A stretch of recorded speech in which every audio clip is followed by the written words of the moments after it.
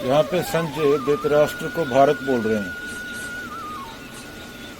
वो descendant of great Bharat.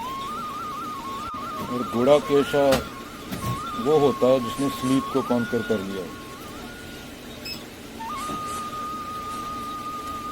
Arjun जब गीता सुन रहे हैं तो वो अलर्ट हैं, वेकफुल हैं, तमस नहीं है उनमें। नींद का मतलब सोने से नहीं है, तमस से है। सत्व, रजस, तमस। तमस माने कॉन्फ्लिक्ट। प्राकृतिक होती हैं ये तीनों, हर प्राणी में पाई जाती हैं। दिमाग का डल होना, कॉन्फ्लिक्ट होना, डिवीजन होना, लेजी होना।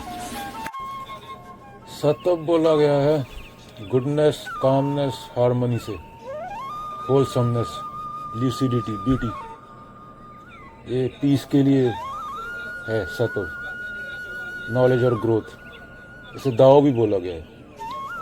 दूसरा रजस आता है, त्रिगुणा होती है ना प्रकृति, passion, activity, movement. Rajas associated excitement, lust, greed, all desires. पुरुष प्रकृति की जो अवधारणा है वो सांख्य योग से आई है, लेकिन जिस तरीके में पुरुष शब्द का प्रयोग आध्यात्मिक साहित्य में हुआ है वो आवश्यक नहीं कि सांख्य योग के अनुसार ही हो। पुरुष शब्द दो तरीके से यूज होता है। कभी कभी तो अविनाशी, अचल, आत्मा, अनंतता को पुरुष कहा गया है, और कभी परा प्रकृति को ही पुरुष कह दिया गया है। एक पुरुष वो है जो अद्वैत है, इस अर्थ में पुरुष शब्द का प्रयोग होता है, और दूसरा पुरुष वो है जो प्रकृति के द्वैत का ही दूसरा पक्ष है। दूसरा पुरुष कौन सा है, समझाए देता हूं।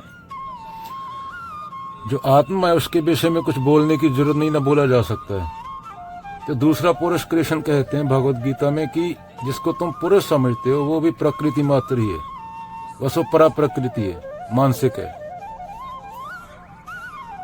तो प्रकृति माने क्या, जो सब कुछ जो दिखाई पड़ता है इसे कहते हैं ना प्रकृति। तो जो प्रकृति को देखे वो पुरुष, जिसे प्रकृति दिखाई पड़ती है वो पुरुष। अब जिसे प्रकृति दिखाई पड़ती है गौर से समझना, वास्तव में वो भी प्रकृति ही है। ये बताओ कि प्रकृति के अलावा किसी को प्रकृति दिखाई पड़ सकती है क्या? प्रकृति के अलावा किसी को प्रकृति दिखाई पड़ सकती है क्या? मन भी परा प्रकृति है, क्योंकि वो प्रकृति से जुड़ा हुआ है ना, एसोसिएटेड है। तो मन कोई बाहर की चीज नहीं है, वो ही प्रकृति है। और पुरुष के बारे में बोला नहीं जा सकता जिसको पुरुष बोला गया है अध्यात्म में।